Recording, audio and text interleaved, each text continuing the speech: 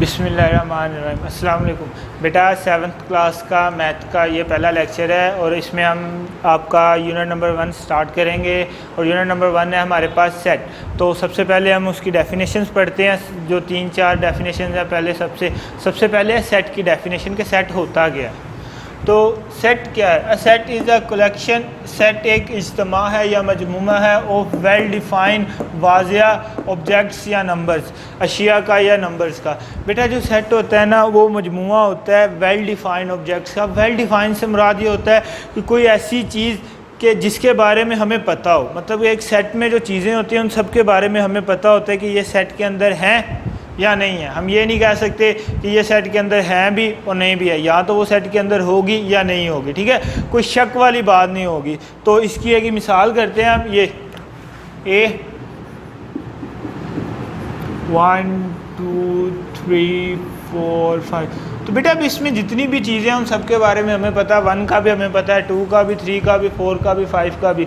तो ये एक सेट है। अब सेट को लिखने का तरीका बेटा, हमेशा उसको बड़े अंग्रेज़ी के हरफ से ज़ाहिर करते हैं, इन ब्रैकेट्स के अंदर लिखा जाता है। और इसके ये जो अंदर वाली जो इसके होते हैं उनको हम इनके सेट के मेंबर्स कहते हैं। जो भी चीज़ सेट के अंदर होती है इन ब्रैकेट्स के, उनको सेट के मेंबर यानी कि सेट के अरकान कहा जाता है। ये तो था सेट। अब उसके बाद है सेट को लिखने के तरीके। तो सेट को लिखने के टोटल 3 तरीके हैं। सबसे पहला तरीका है डिस्क्रिप्टिव फॉर्म, यानी कि बयानिया तरीका।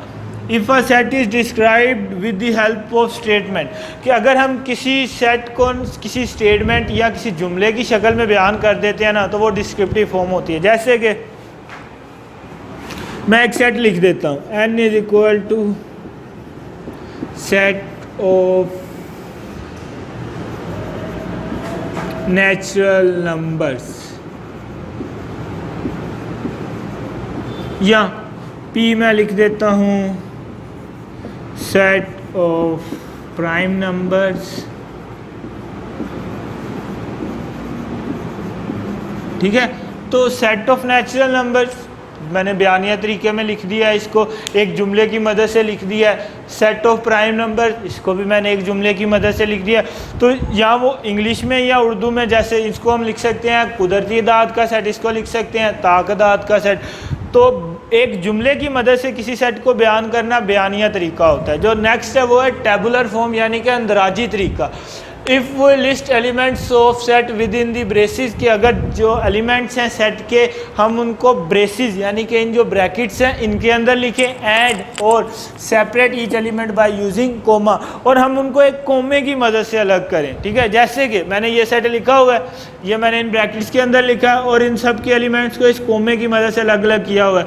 अब इस कोमे का मतलब है कि ये 1 और 2 अलग अलग एलिमेंट्स हैं। तो ये वाली जो फॉर्म होती है टेबुलर फॉर्म होती है। इधर हमने एक सेट लिखा है सेट ऑफ नेचुरल नंबर्स। तो ये तो थी इसकी वो फॉर्म डिस्क्रिप्टिव। अब इसको टेबुलर फॉर्म में लिखते हैं, यानी कि अंदराजी तरीके में। n इज इक्वल टू 1 2 3 4 और ये चलते जाते हैं। बच्चे नेचुरल नंबर्स ख़त्म नहीं होते। नेचुरल नंबर से मुराद होता है गिनती के नंबर। आप गिनती 1 से स्टार्ट करते हैं ना, किसी भी चीज़ को गिनना हो तो 1 से स्टार्ट करते हो और वो हमेशा चलती जाती है। तो सेट ऑफ नेचुरल, अब इनको इस ब्रैकेट्स में लिखा है और इस कोमे की मदद से इन सबको अलग किया। तो ये थी टेबुलर फॉर्म।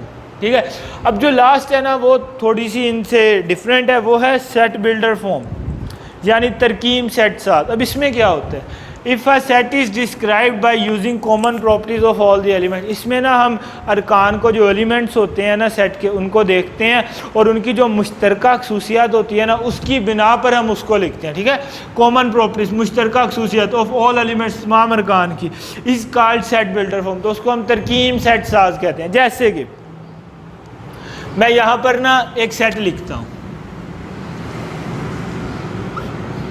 n नहीं, मैं ये लिखता हूँ ए, मैं लिखता हूँ 1 2 3 4 5 6। ठीक है, और अब ये तो था बयानिया तरीका। ठीक है, टेबुलर फॉर्म, और टेबुलर फॉर्म है अंदराजी तरीका। इसका बयानिया तरीका में हम इसको कह सकते हैं पहले 6 कुदरती अदाद का set, the set of first 6 natural numbers. ठीक है, set of first 6 natural number.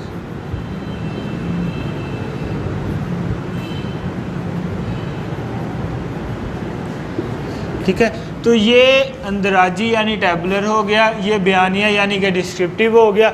अब जो लास्ट है वो है सेट बिल्डर फॉर्म, तरकीब सेट साज। तो तरकीब सेट साज में बेटा हम इसको ऐसे लिखेंगे, ए एक्स इस तरह के। अब सेट नेचुरल नंबर्स की बात कर रहे हैं तो एक्स जो है वो बिलोंग करेगा, यानी एक्स का ताल्लुक होगा नेचुरल नंबर से, और जो एक्स है वो छोटा होगा किससे, 6 तक इसमें एलिमेंट्स हैं तो 7 से। मतलब कि x वो सारे नंबर्स हैं नेचुरल नंबर के जो 7 से छोटे हैं। अब हमें पता है नेचुरल नंबर 1 से स्टार्ट होते हैं, तो 7 से छोटे से मुराद 6 तक होंगे, यानी 1 2 3 4 5 6। अभी एक और सेट लेते हैं ई,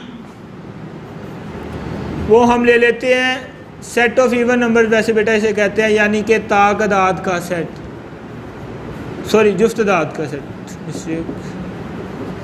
ठीक है, सेट ऑफ इवन नंबर्स। अब इसको डिस्क्रिप्टिव, ये इसका है बेटा